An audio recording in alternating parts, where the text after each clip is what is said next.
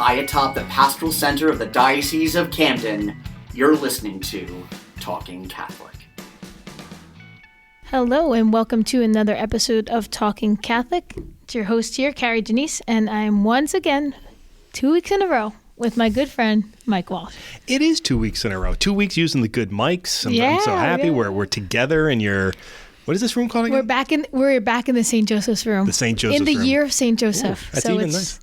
Last week in Marion Hall talking about Mary. This week in St. Joseph's Hall talking about Lent. Our whole podcast today is going to be about Lent. I know, it's exciting. Yeah, it is actually. I always enjoy, we always do an Advent podcast and we always do a Lenten podcast. I feel like we might be missing other seasons, but we definitely do those too. Let's do an ordinary time. We don't really, yeah, that's true. We don't really do a Christmas one. Maybe we'll have to do a Christmas one next time. That would be good. Yeah. And we could do an Easter season one this year too. We could do an Easter season. It'll be different because last year there was it was so sad. So sad. Oh, that was so sad. Actually, this makes me more pumped for Lent this year more than ever because it's a year later and everything was different last year. Yeah, well, I'm really excited for Lent. And it feels like we're inching closer to normalcy. In some ways. Inching. I said inching. It's a slope. Yes, we are. We're closer than we were last Lent. Because of the job, I have to keep an eye on the infection numbers and hospitalization numbers and stuff all around the area. And it is now a noticeable drop between people being careful and the fact that everybody said it was going to be terrible around the holidays, and sure enough, it was terrible around the holidays. And anybody who's about to, including our Vicar General, who's going to slap me right now for having said the holidays, I include Thanksgiving in that. I do not refer to Christmas as the holidays. I agree with that statement. Yes, but I include November. So so anyway. But yeah, I mean, we knew there was going to be a rise around that time, and sure enough, it's starting to bottom out now, and I think that's because of vaccinations and people being careful, and there's not as much reasons for people to get together again. So hopefully that pattern will continue. Yeah. Our bishop has been vaccinated, and the Vicar General's been vaccinated, and the Chancellor's been vaccinated, and there are lots of people getting vaccinated, and I can't wait till they jab me in the arm with a vaccine. Go for it. I am going to travel everywhere. I'm going to go to so many restaurants. I'm going to make it to every open bar I can find. I am never going to take advantage. I said this at the beginning of all the closures that I will never take for granted ever again all the good things I had beforehand, where I wasn't hanging out. Like, I will never say no ever again to someone inviting me out. I know. I'm going to say yes to everything. I've pondered and thought about that a lot. And honestly, as things came back and continue to come back, I continue to be so thankful. We are just preparing for our retreat at the end of this month, our high school retreat. And so much has changed since last year. Now, last year it was the end of February, so it was right before, like 2 weeks before everything happened. Yeah. And we look back and I'm like, that was the like one of the last good things that happened, and then everything shut down. And now we're preparing this year, and I'm like, wow, so much has changed, but we're having it. I'm so thankful we're having it. Like, it's a couple weeks away, but I'm continuing to pray that everything stays good and safe, and lots of changes, but even location changes of where we're having it for a bigger place. Well, I've seen your Instagram posts. Yeah, we're going hard with them, but it's happening, and I'm so thankful. Like, this is my 13th year running a weekend retreat, and never have I been thankful the way I am to have. Just out of curiosity, it wasn't on the list of what we're going to talk about today, but what are some of the changes that are... Well, the location's a big one, and then because the location's in Pennsylvania, they have to do COVID tests. So, of course, that wasn't even a thing last year, but they have to produce a negative COVID test 72 hours before. So the location change allows for, which is kind of exciting for the kids, their own bathroom in the room, because it used to be a communal bathroom, so they don't have to sign up for showers, all this stuff. Assigned seating, that never was a thing. Now it's a thing. What else? Temperature checks, the normal COVID stuff, but and then spacing out, wearing masks. Those are, the normal changes that we know, but if we look back a year ago, were not even a thing. Yeah, right. So those are the big ones. I'll tell you this, my wife and I were talking about this weekend. I haven't been sick in a year. Which I know. We were talking about this too in our household recently. Wintertime, I would always get head colds and stuff like that. I haven't, knock on wood and thank God, I have not even, I don't think I've sneezed. I agree. It's been kind of nice. And actually, I'm always cold. So, I love walking to the car with my mask on. I'm like, I'm wearing this all the time in the winter because it feels like so good to keep my face warm. I'm with you. I'm there, anytime there's like a big change or a big instance like this, there are usually changes that occur that end up having some permanency. I may be a permanent mask wearer, not because of germs. I love the anonymity. No. I love the fact that I could just walk anywhere and nobody knows who I am. I hate that I can't smile. So I hate many that. people. No. You're the opposite. I have walked past so many people at Target, and because you know me, I'm not a particularly friendly person. No.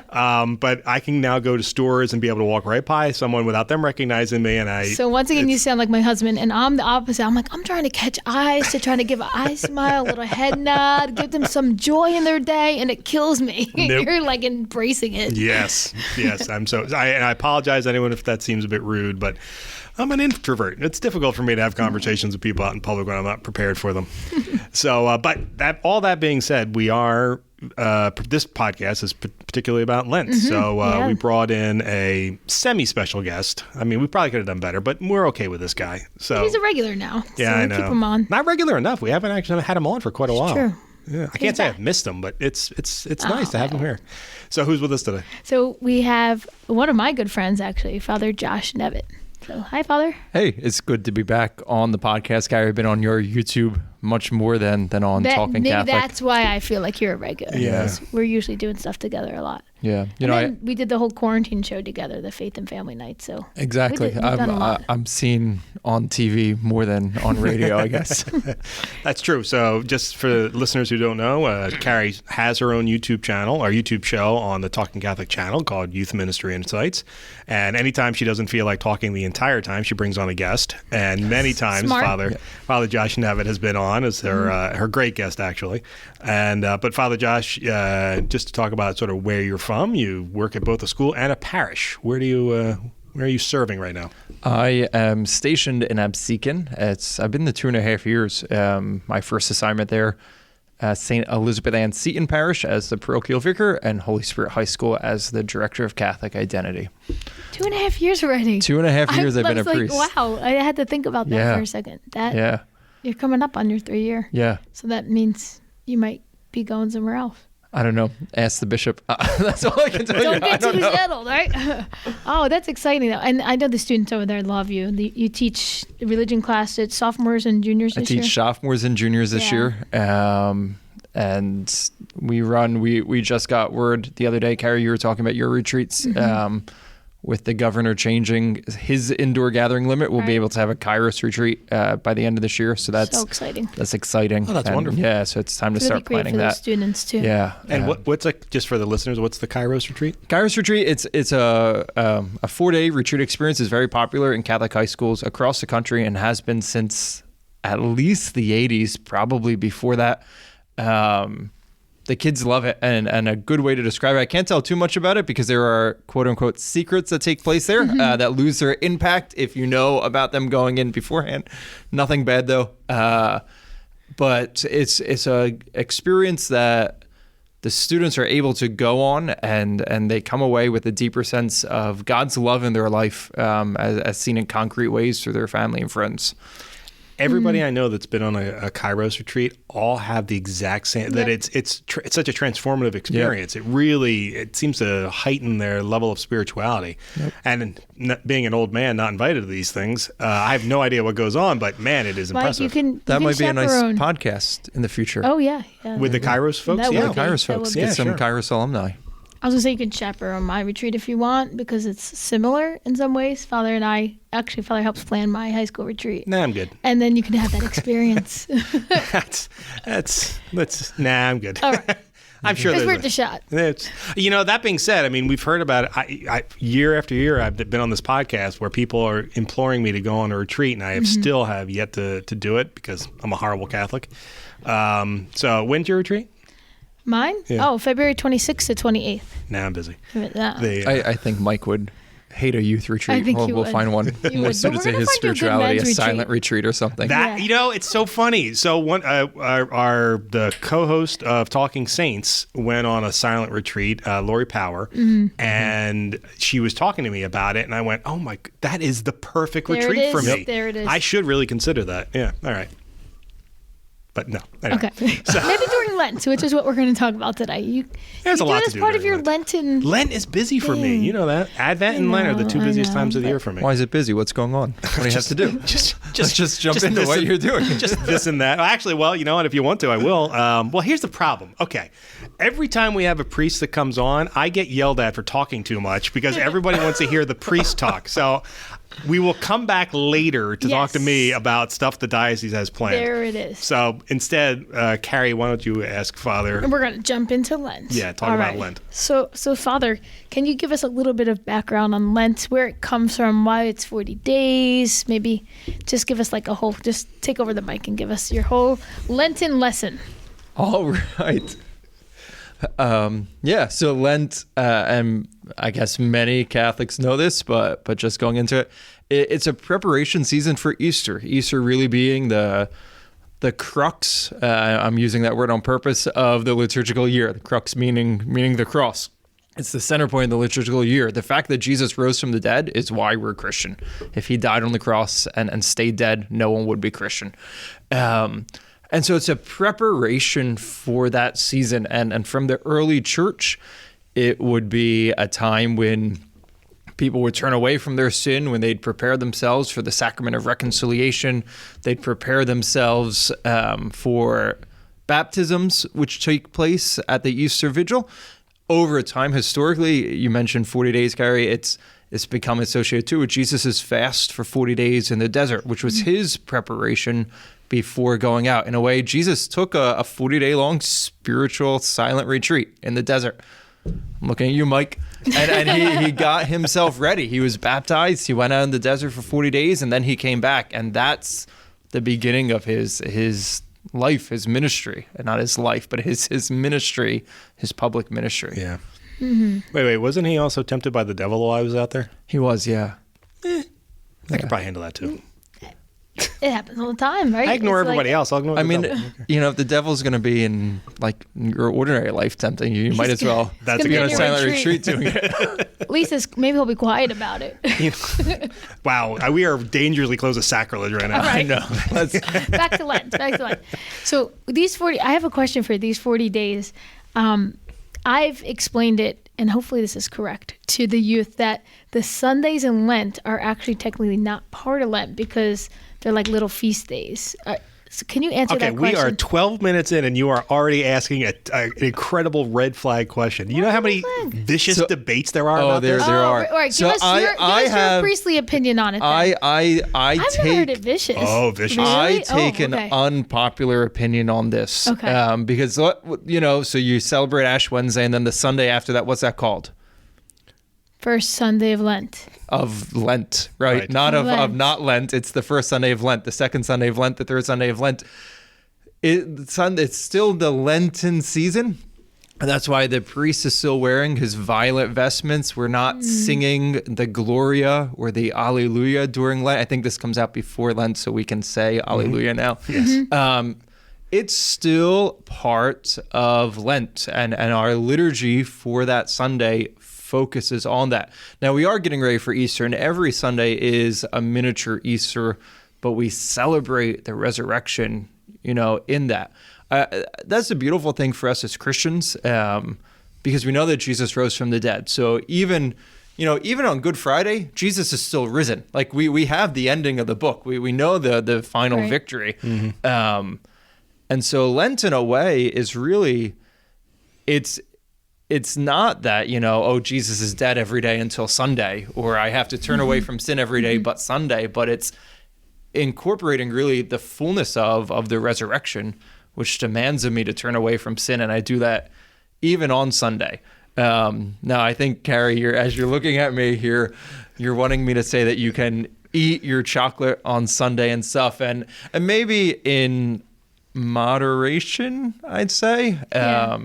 The way I always explain it is if you're observing the Sunday feast day, you're going to Mass, and then after you've attended Mass, then you can remove. Yeah, and that might be a good little celebration on the way. I think certain things that someone might give up, you don't want to do on Sunday, because if you're trying to do something in particular or build a good habit, but if it's, I'm going to have, and you're not going to, I hate using the example of giving up chocolate for Lent because no one should like give up chocolate for Lent. Let's go a little deeper. I don't want to say it's dumb, but we should Let's do go a more little than deeper, that. Yeah. I'll be clipping this out and sending it to my wife. Thank you very much. That and Diet Coke. She gives up both, and I'm like, what? It just makes me. It just makes me miserable. It's okay, right? But it's like you can do more. So if someone gives up chocolate for Lent, though, you're not going to on Sunday binge on chocolate, right? Because God wants Easter to be Easter, but maybe like a little. The little bite-sized Hershey bars or something, or if we need it. Yeah. You know what's peculiar? I don't think I ever heard this loophole until I actually came to work for the diocese. I had always assumed that Lent was part of. But if you add up the Easter. numbers, it mathematically. I'm terrible at math. Well, here's the thing, because Lent, and it's 40 days of Lent, but Lent has, we don't do things like even in the church. You have 4 weeks of Advent, but if Christmas is on a Monday, you have 3 weeks of Advent and one Sunday, and then that's it. So we say the 40 days of Lent loosely. No, that makes sense. And you know what? Honestly, Lent is really about what is good for your soul, what is going to draw you closer to the Lord, deeper in your faith, and during this time, and then hopefully, as you mentioned, those good habits even stay with you then beyond the 40-ish days. Beyond Easter. Beyond Easter, yes. Yeah. And for the rest of your life, too. Mm-hmm. I also encourage, too, like, and maybe you can comment a little more of this, Father, but like giving up something and doing something. Well, so spiritual. that was going to be my question. Since you were, hammering the sort of secularized things to give up for Lent. It's not a diet. What is? Yeah, I agree. The Lenten diet I've never been a proponent of, mostly because I'm guaranteed to. I failed at all diets. Why would I not fail at that diet? So what is an appropriate sacrifice for Lent? Wow. All right. Well, I think. You've got three things, and it's the three things we hear on the gospel on Ash Wednesday of the prayer, fasting, and almsgiving. So I heard a homily when I was in college seminary about this, and I've used it multiple times. It's just amazing. The priest said, think back to Adam and Eve and original sin. He said original sin had three effects. It affected Adam and Eve's relationship with God. They sinned against God. They were cut off from God.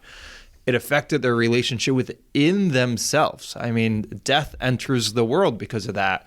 All of these problems, even this kind of division in me, anxiety and feeling divided and all that, that enters the world because of original sin. And then it affected their relationship with each other. Right after that, in the Bible, you have the story of Cain and Abel, of the first killing in the Bible. So he points out prayer, fasting, and almsgiving. Prayer restores our relationship with God. It fixes our relationship with God. Fasting, when I can give up something, restores my relationship with myself. And then almsgiving, giving money to the poor, that restores my relationship with others. It creates generosity. So in a way, these three practices we do start to take away the effects of original sin. And so I think, for every person, they really need to look at their own life, right? Some people might need to give alms more and maybe they're not going to focus. That's really their prayer for this season of Lent. Some people might pray more and they might take on added prayer. Other people really do need to give stuff up as a way to do that. So I think with everyone, it's different. I like to say, if you think even to like what's that book about the habits for highly effective people? Mm-hmm. And one is begin with the end in mind, right? If you're thinking you want a really good Lent, think about where you want to be on Easter Sunday, because Good Friday leads to Easter Sunday. So figure out where you want to be, and then give up what you need to give up and add what you need to add to get there. So maybe you say, Easter Sunday is about life, for me to be fully alive, to be fully with God.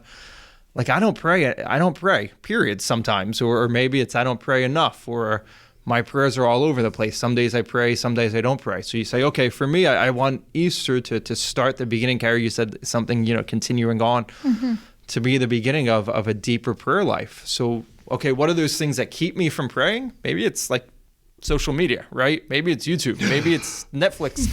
Let me give that up then, and then add in something on top of that.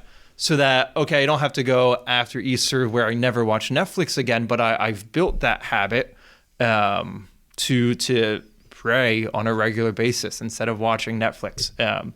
It's kind of cool. Science says it takes 21 days to build a habit, I think, last I heard, right? And Lent's 6 weeks. So you could really do kind of 2 blocks of that, or you could really get it like nice and good in your life for them. Yeah, that makes a lot of sense.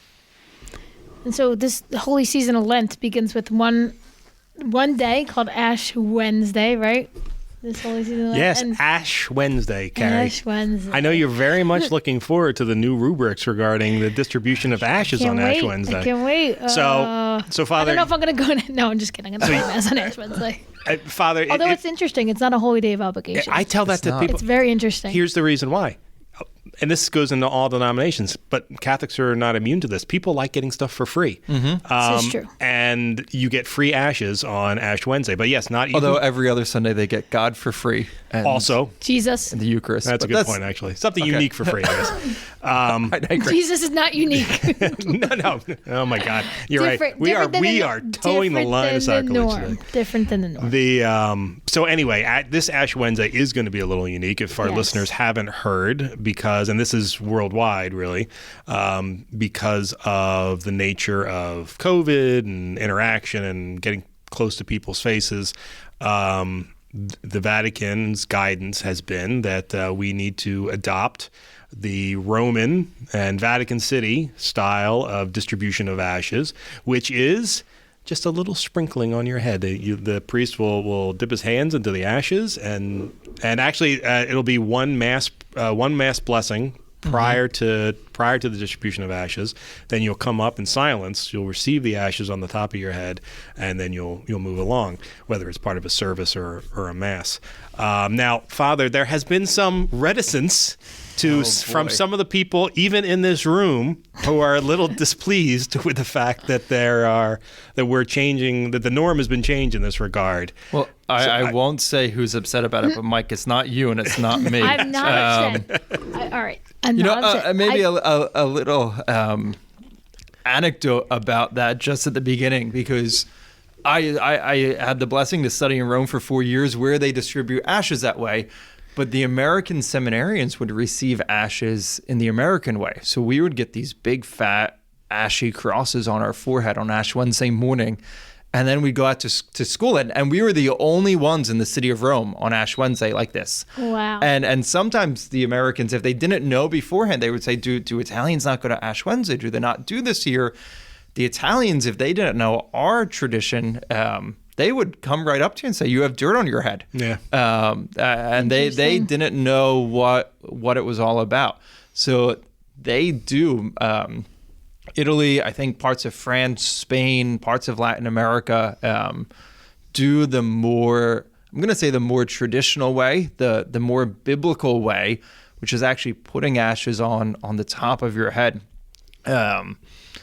And I love it. When I saw that, when I found out years ago that this is how Italians did it, I thought this is the way to do it. Because the gospel we read for the day, it's I tried to pull up, here you go. This is what it says. It says, when you fast, do not look gloomy like the hypocrites. They neglect their appearance. And Jesus says, anoint your head and wash your face. And here we are, we're putting ash in our face. We're not washing it. On Ash Wednesday. So we read that gospel on Ash Wednesday, and then for years, okay, I get it. And I get that it's a sign, it's a humbling sign. But I think for some people, and I can't judge, but for some people, it becomes a little bit of a sign of pride. Yeah. I got my ashes today. I'll judge for you. Don't worry. I'm here to judge. And that is what it is for a lot of people. Not everybody, but for a lot of people. And I'll tell you why. Because in my position as a PR guy, Ash Wednesday is one of my favorite days of the year as a PR person, because I get photographs. I find out who all the Catholics are. Yep. And there's always news stories about it, and those news stories feature people with giant crosses on their head or smudges, depending on who the priest is that's distributing them that day. There's an entire meme about what you could tell about your priest, depending on your cross style. Mm-hmm. We'll have to add one this year, the COVID ashes. Blank the sprinkling. Did you get a lot of sprinkles or little sprinkles? Well, the thing, okay, so that's the PR guy in me. My professional Mike loves the cross. Personal Mike has always hated the cross from time I was in high school probably, and first realized that passage was there, because I always thought it flew in the face of I think it's Matthew, right? That you said that the Gospel of Matthew, I think. I want to say it's the Gospel of Matthew. There was. I can confirm it's the Gospel of Matthew. Okay, let's just say 211 episodes. That's the first time I've ever quoted semi-accurately quoted a passage from the scriptures. I have to say, I was always perplexed by it too. I would sit there, I'm like, this doesn't make sense. So I'm in agreement with that. I'm totally for all that. Now, humility. There's a lot of people. And I will say that the complaints I've gotten have been mostly from women. It wasn't so much about the fact, well, there's a lot of complaints about people who are going to miss the cross. But there were a lot of people, predominantly from women, who really did not appreciate the fact that, people were there, was going to get ash placed in their hair. But Mike, isn't that the point? Is I'm putting ash on my head to show that I'm not all that great. That like those put it things... on my hand or something. Like it's just the hair gets caught in all the hair. So it's a logistical thing, not a spiritual thing. It gets caught in the hair, and then as it's annoying during the day, we remember that we're sinners. To dust will return. And you guys don't understand the whole thing, the blow drying the hair, the straightening the hair. It's like it's a whole process. I hear you. Trust me, I get it. I really do. We're kind of making light of it, but the truth of it is there are people who genuinely are going to be upset about it. And there are people genuinely who are upset about all the restrictions that have been put in place in the last year. Yeah. It's going to happen, but this is going to be the deal, and it is only for 1 year. Though this was one of those things. I kind of hope it keeps going on. I hope this is something that stays. So I am curious. To Kari's point, as someone who has received ashes in the hair. Was it annoying to have ashes? Well, so I haven't because when I was living. Oh, that's right. I thought. I apologize. I thought over the years you were there, you one time actually got it in your hair. No, because we were living at the American seminary. We would do it every year in the American style, and then every year we were embarrassed as the priest with dirt on our head. Yeah. That's what everyone thought. Well, we have in the Diocese of Camden, just today, as a matter of fact, we're recording this on the 8th of February. We published a video all about explaining to the faithful about the fact that this new rubric was going to be used. And in it, actually at the very end of the video, there's a video of Father Robert Hughes, the Vicar General of the Diocese, who happened, along with Bishop and a few other members from the diocese, last year on Ash Wednesday, happened to be in Rome. So they gave out ashes in the appropriate the Vatican. I was wondering where that video was. So that's where that shot. video and that actually was, that's from and there. it was shot by our good friend Donna Ottaviano Britt on her cell phone, which is why she cuts it off 2 seconds too soon, because so you see the Vicar General giving it to the bishop, and then you see Father Gormley, I think, comes up next, and then after that is one of the CFR sisters. Yep. And I got so annoyed because Donna stopped recording right before the CFR sister was going. So my question was, how does she get it? Did she get it? Did it Does she take the veil off? Veil? Did they put on the veil? It's just on the veil. I don't think it stays on the veil. I'm going to wear a veil that day. So to keep hair. Go ahead. Wear a veil. You can wear them in church, so I'm going to wear a veil. For all the women who don't want ash in their hair, I'm going to wear a veil. Wear a veil. All right, problem solved. Moving on. Ash Wednesdays. I'm getting flashbacks to when I was a kid, and some of the older women would wear tissues in their hair if they forgot their veil. Yeah, they just put it on. At any rate, okay. You know what? I'm perfectly. If that's what you need to do, I'm not a theologian, nor am I anything else. But if a woman wants to wear a veil on her head to get ashes that year, fine by me. I approve. Totally liturgically correct. Yeah. There you go. But I think overall, it is for all of us. It'll be a great reminder to the fact that it's about me being a sinner. It's not about me. I've heard people say, well, ashes are such a great public witness to the faith, but there's times for that to publicly witness to the faith, and Lent is very much about turning away from sin. And that's the main symbolism of that liturgical gesture, that I'm a sinner, and I need to be reminded of that. So as the day goes on, I feel that ash in my hair. I can think about that. I can make that little sacrifice. I know sometimes you'll read about, in the past, they used to put a little pebble in their shoe to remind them, of a little sacrifice. And then it could be the little pebble in our shoe for a day. Yeah, I was just about to say, our parish usually gives out like a little Lenten cross or something to keep in your pocket as a reminder. And I think those are good. They're really good reminders. We need them throughout Lent. Kind of keep us going too and keep us on track. No, I agree with that. Lent has always been, that's probably Advent I've been terrible at following through the years in terms of, because Christmas is around and there's so much focus on other things that even as my role as a diocesan communicator, sometimes I have difficulty staying focused during Christmas. Though this past Christmas was probably the best I ever did because there was nothing to distract me, or Advent rather. But Lent, I've usually been pretty good about, not good about following my sacrifices, nor my prayers, nor anything else, but keeping Lent to the forefront of my mind and being sad in my own inabilities to follow it. That is something. And I think that's because, do you feel like there's a more of an inclination to focus on your spiritual well-being during Lent than almost any other time of year? I know it's intended to be like that, but it actually seems successful as compared to the other seasons. Yeah, I think I like Lent. I like the season of Lent. I like Stations of the Cross, and most parishes beef up adoration and confessions, and even and this is, you'd have to interview, probably Father Hughes could be a good guest on this, what the Roman tradition of the station churches, which is really amazing that I did when I was in Rome, that every day there was a particular church. You would make a little pilgrimage to. You would walk through the city to this ancient church for Mass there. And so for me, it's a time to really, you focus on God and you're reminded of that pilgrimage through life, to heaven. So I think a lot of people agree with what you said, Mike, that you do focus on your spirituality a little more than. Do you let people off the hook when they have a difficult time during Lent? Because it's like what? Well, for instance, like I'll do great for the first 3 days, and then I sort of peter off as the following 7 weeks continue. I do find it difficult to have that level of dedication, and that's all on me. That has nothing to do with Lent. And I'm awed by the people who are able to maintain their focus on their sacrifice and their focus on their prayer habits during Lent. Do you have any tips to help people sort of stay on track? Yeah, because I'm thinking this for myself, right? Like I need to do Lent too, and I love stuff that's like practical and follow through and all of that. So I think, you had said, Mike, like, okay, I do my thing for 3 days. It's almost like a New Year's resolution. Like I'm going to go to a gym for a couple of weeks and going from there.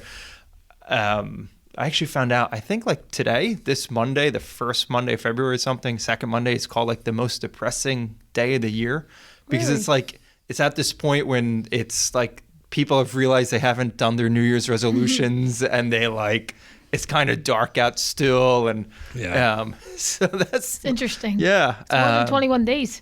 What's that? It's more than the 21 days. So I think if you're going to do something for Lent, how am I going to pick what I'm going to do for Lent? And I would start, like I said before, look at Easter. Look where you want to be at Easter. I'll say a little bit about what I think I'm going to start doing for Lent. Working at a school, my mornings are hectic. Like I wake up right now at 6 o'clock. We have 6:45 Mass at the Parish. By 7:30, I'm at school down the road. I teach the first 2 periods, and sometimes it's 10 o'clock in the morning before I have a quiet moment for me. And there's been times, I'm not very good at it, but there's been times when I'll wake up an hour earlier and I'll have time to pray in the morning, or I'll have time to just sit in silence and actually drink my coffee and read the Bible and pray my breviary, as opposed to drinking my coffee while teaching a class, which is a little harder to do with a mask on this year and all kinds of stuff. So I would love to do that. For me, what I want to do is I want to pray in the morning. Well, there's a lot more that goes into that than just setting an alarm early, right? Because if I just was going to set my alarm early, I'm going to do that for a couple, and I changed nothing else. I do that for a couple days, and then I sleep through my alarm. I hit the snooze button too many times. So I need to look, what am I doing the night before? And it's going to affect my evening routine too. And I might have to give some things up. Maybe I'm going to give up watching YouTube after 8 o'clock at night in order to start winding down. And I'll replace that with a book. And I could find a book that's about God, or just a book that I enjoy and it's going to help me sleep or whatever. So I think you have to really look at your whole life. It's not just, if someone says, I'm going to give up chocolate for Lent, and then they keep chocolate in their pantry, like, they're not going to give up chocolate for Lent. Oh my gosh, I do that all the time. I love it because then it makes me really want to miss it. Like, it's my motivating factor. Well, so Kari, you are a superhero and you can do that, but most people can't, I mean, right? Of course, there's other people in my household too, so it kind of has to be there. But I'm like, yes, this is why I gave you up. It hurts. It's a sacrifice, but not everyone has that willpower, right? Temptation. And so if someone says, well, I'm going to, for Lent, let's say I'm going to pray the rosary for Lent. I think before Ash Wednesday, and this is going to come out on the Monday before Ash Wednesday, so there's some time to think about this. I actually say, I'm not just going to say I'm going to pray the rosary every day during Lent, but say I'm going to pray the rosary at this time on my commute to work. Okay, I am going to, as a reminder to myself, maybe put my rosary like right in my center console, so it's easy for me to, and all of these things to remember to do that. It's, some of it is just very simple, that the same things that an athlete's going to do to get to a Super Bowl, right? Like Tom Brady lives a crazy life. And he follows all of these weird routines and habits. If he can do that about his physical well-being to get to a Super Bowl and be, Super Bowl champion, that's what 7 Catholics, times. yeah, that's what Catholics should be doing, though, to get to heaven, to a saint, right? Yeah. I need to be looking at my life and saying, what are the things I'm doing that's keeping me from God? We call those, if they're habitual, we call them a vice. You want to get rid of vices. You want to replace them with virtues. Those are good habits, and build them up. And you do that by just doing it again and again. And do something practical. Some people take on, I think, way too much. And they say, well, I'm going to exaggerate on this, but they'll say, I'm going to pray all 4 sets of mysteries of the rosary every day during Lent. It's like, dude, you don't even pray the Hail Mary every day right now. Let's start maybe with 1 decade of the rosary and then add on. So be realistic, start practical, but God would rather us do something every day that's small and do it with great love than sporadically do these kind of big things. I agree completely. For years, for 10 years probably, in the past, I just recently stopped, I think last year, I would always attempt to do the breviary every single day. Oh, that's a good one. No, it wasn't, because it was a great idea and noble. It's a good idea. But it was awful, because, listeners, if I know most of you don't like me to begin with, that's okay. I've come to accept this. I'm being humble. God likes you, Mike. God loves me, at least. I have a terrible prayer life. So how can someone who prays so infrequently as me hope to be able to do the breviary, which is 5 prayer sessions every single day? Morning prayers. Well, exactly. So that was what I forget. I think it was maybe Father Michael Goyette, who we had on a while ago. I think he made the recommendation. Yeah, no, but this was a conversation we had before that. I think it was he who suggested to me, just do morning prayer. Don't worry about the other 5. Just get into the habit of it. And he was absolutely right. I actually made it 4 days doing that. Wow. So what we found was, okay, maybe I need to put the breviary aside. Maybe that's not the prayer life that's going to work for me. And a lot of that, you've talked about this many times during the conversation today, is sort of, it's a very individual practice. You have to find something that's going to work for you, whether it's working for your setup. I will never do any of my Lenten sacrifices at 6 a.m. because, much like I'm a night owl, but I could definitely do my Lenten sacrifices in the evening if prayer life is important to me. That's why some gyms are open 24/7, right? Like exactly. This is true. You're absolutely right. So, whenever we have the podcast, I often think to myself that, the people who are listening to this are going to be people like myself who are, low-grade Catholics, in terms of our commitment to our faith.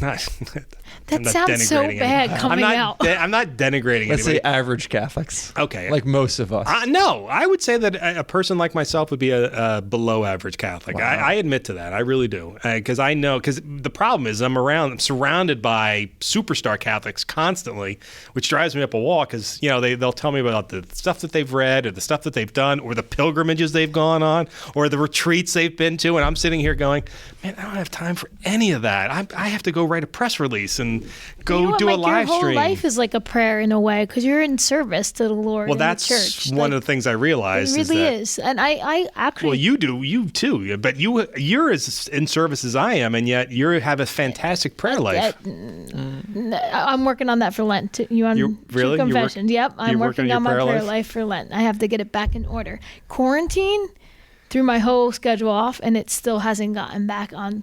Really? Kilt, if that makes sense. So it's so it's actually now 1 year later. I'm working on my prayer life. Well, okay, so that was the other thing I was going to say. So oftentimes I think of the listeners, I think of myself as that there are people like me that are out there. But the truth of the matter is we have a lot of actually hardcore Catholics that listen to us, people who I would consider superstar Catholics. I like that title, superstar. Well, yes. Or it's some people would also call it's a golden nice child Catholics.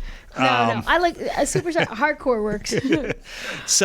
So I'm curious, for people who already have a really good prayer life, for people who are doing all of those things, I mean, what can those people do? Do they do more? Do they do something different?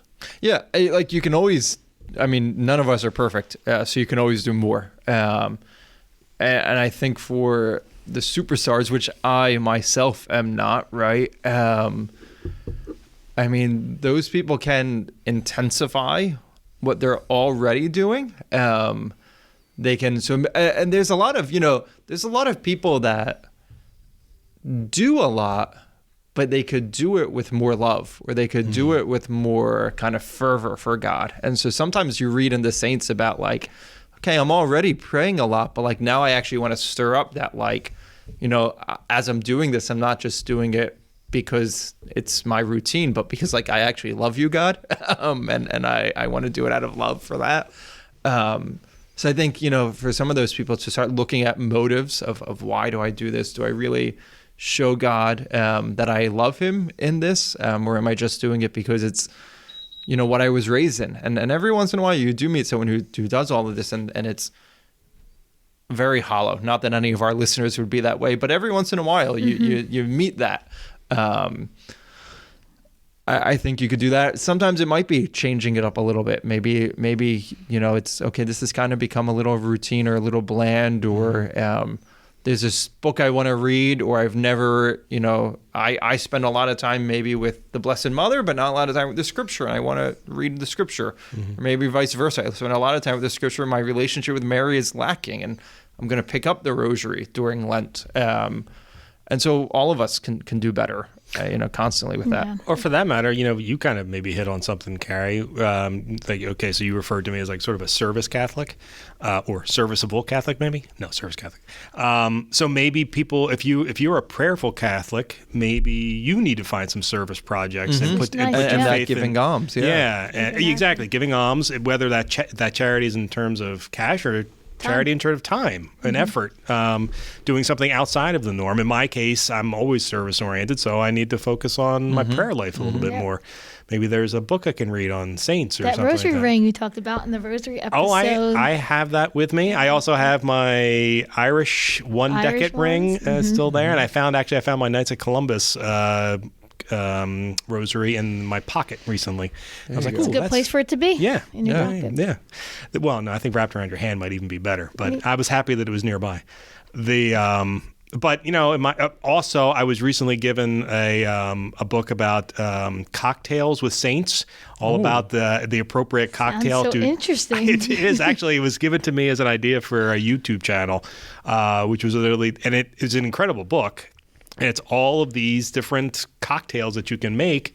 But on the facing page is all about the saint and like a very detailed explanation. I mean, lots of words as to the history of the saint and why that cocktail would be kind of appropriate for that saint. I can't give you an example off the top of my head, but it actually was fascinating. I just read through a few chapters of it or a few pages of it, but it really is fascinating. And I'm seriously thinking about, actually I was thinking a lot of retired priests live in the diocese, and I thought that would be a good option we have a retirement community of retired priests. And they happen to have a fairly well-stocked bar there. And I was thinking that we could actually do that with retired priests. I thought they would love that. I think they get a kick out of it. So and our good friend of the podcast, John Kalitz, was a bartender by trade. Oh, that's so I could have him be the bartender, and we could talk about a saint while we're drinking a cocktail. I think that'd be great. Oh, that'd be really good. Yeah. That would be fun. Can I come to that? Yes, you may come to that one if the retired priests are up for it. Yes. That's good. So, wow. So we didn't even get really past Ash Wednesday, but there's like 40 days of Lent. Are we going into the Triduum, or we're going to save that? No. Triduum's a different time. I always save that for Lent. That's a different liturgical season. That is true. Lent actually ends once Holy Thursday Mass begins. Yep, that is Wait, do our Lenten sacrifices end? No. Okay. No. I know somebody was going to ask. Not till I Easter get asked Sunday. that every year when I teach the which is the I think that's a perfect thing of like, this isn't, it's what it's about. It's not like how much I can get away with. And I think if someone let me say this to our listeners: if you're going into Lent with the mentality of like, where are the loopholes? When do I get to have my chocolate again? You're not going to have a good Lent. Yeah. But if you go into Lent looking at the goal and saying, I'm giving up chocolate because I love Jesus more, you're going to have an excellent Lent. I think that's it. That's a brilliant way of thinking about it. Can I just say this about a fun loophole that we get this year on Lent? St. Joseph? The St. Joseph's Day. Because there are two solemnities that take place during Lent. Solemnity is the highest level of a feast day you can have in the church. It's the Solemnity of St. Joseph on March 19th and the Solemnity of the Annunciation on March 25th. Those days, we don't sing the Alleluia because it still is Lent, but we do sing the Gloria, and we have the Gloria back. And you actually, if those days ever fall on a Friday, free pass. Someone's going to have to correct me if I'm wrong on this, but I'm 99% sure I'm right. I don't want to say authoritatively and then find out that I'm wrong. But if those days fall on a Friday, you are not bound by the canon law obligation of abstinence, which is not eating meat on Fridays. I will give the other loophole to that, which is something that I've heard many a bishop and a couple of priests talk about from time to time. You can break your Friday fast abstinence anytime you want, so long as you do something else to replace it prior to the time that you break the fast. So famously, anytime St. Patrick's Day falls on a Friday, people are always asking the bishop about it. to offer a dispensation. And there are some bishops, I won't say if ours is one of them, who get really annoyed with some Catholics who get very irate about this because they say, well, it's St. Patrick's Day and we should be able to have our ham and cabbage, so you need to issue a dispensation. And the response, now, our bishop has always offered a dispensation, whether or not he wanted to or not. He always offered it. Actually, that's not true. He's very good about that stuff, being a good Irishman as he is. It's his birthday. And it's his birthday as well. It's his birthday. But because he's Irish and because it's his birthday, he actually makes a point not to make anything special about it. So when he does these things, it isn't for himself. It's really for the mental well-being of those who celebrate St. Patrick's Day. But his thing has always been, or not necessarily him, but others as well, listen, you can break your fast anytime you want, or you can break, what's the word I'm looking for? Giving up meat. Abstinence? Yeah, on Friday, so long as you replace it with something else prior to that. So like if you're going to have meat on Friday, then you do not have meat on Thursday.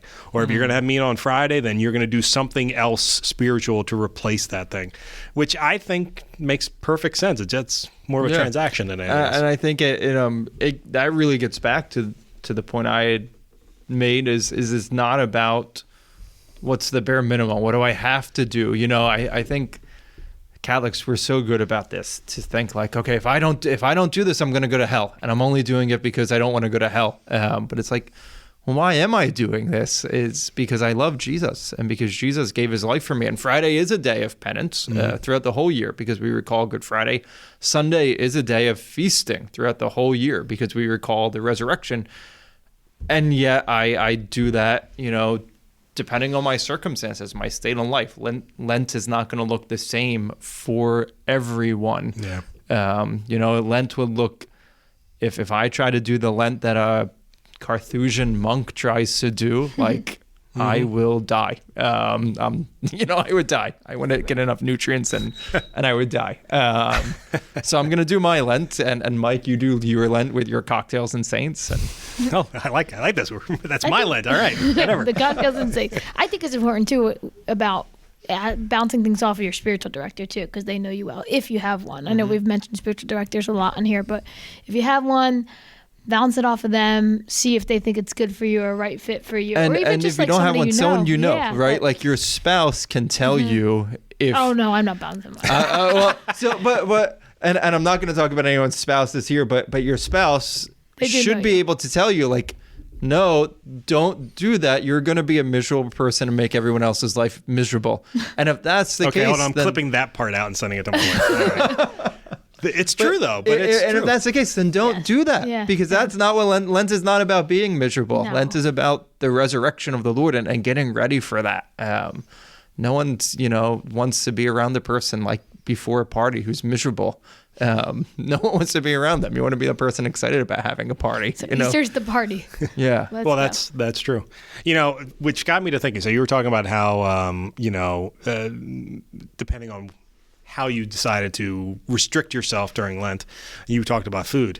That reminds me, I want to do something, Kari, and I think I want you to be a part of it, maybe a few other of our Talking Catholic hosts, and I'm sure Father Nevitt would probably volunteer for this as well. I'm nervous. Oh, boy. No. I want to... So What's being told? One of my favorite things, in addition to the cross, the ash cross as a PR guy, the other thing that I always enjoy about Lent is every fast food joint starts promoting all of their fish sandwiches, which shows you the power of Christian faith that during Lent, every fast food joint has their own fish sandwich, right? Because there's a market for that, because like anybody else, Catholics want to eat fast food on a Friday and it kills them. Like, no. Yeah. So what I want to do is I want to have a fish sandwich tasting during like a competition to find out where the best tasting fast food fish sandwich is. Well, I'm out, because unless they come on a gluten-free bun, I can't take it. We'll figure out some way around that for the... If Chick-fil-A offers one, they do have a gluten-free bun. They do have one. Okay, I'm in. I'm the Chick-fil-A taster. Okay, then we will figure something. Well, That would be fun. That's what I thought. So That'd be a good, like, just live event. Like, all right.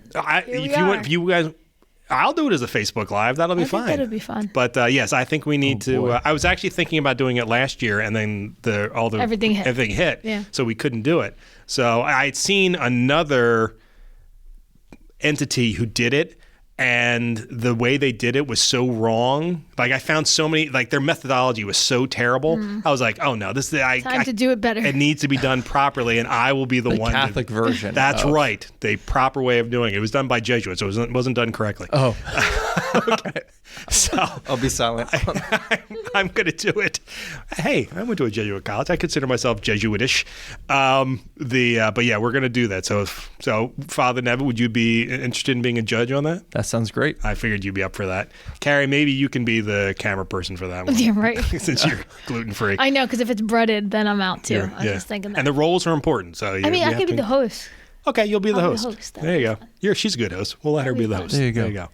But anyway, so we just have like another minute and a half of the podcast. But any final thoughts about Lent as we sort of wrap up? You were talking about the fish. I thought you were going to say what people's favorite fish meal was. That's what I thought you were going for. Oh, that's easy. Ever since McDonald's... Or non-meat meal, I should say. Ever since McDonald's came up with their all-day breakfast, the Egg McMuffin has saved me, because I actually hate fish sandwiches. There you go. So you get an Egg McMuffin, you throw the ham out the window, and that is my way of being able to eat fast food during Fridays in Lent. Not that that's a good thing, but that's what... I If you ever get the rice bowls from CRS, they come with this little thing about meatless meals, and they kind of have this challenge to like eat. And a lot of those meals are from places where the rice bowl money then ends up in Africa or Asia or different places. And they'll say, look, cook this meal and like be in solidarity with them. There's a lot of good meatless options out there. Yeah. And it's kind of, you know, it could be a fun time to like kind of explore that. When we were I agree. At the seminary, we used to have grilled cheese Friday on Fridays of Lent. That's decent. Yeah. Nice. I like that. Yeah. Kari, any suggestions? I'm a pasta person or peanut butter. Those are mine too. Those will always work. That is good. Well, thank you both for doing this. Thank you, Kari, for hosting us and setting us up. And Father Nevitt, thank you for being a part of it. This was great.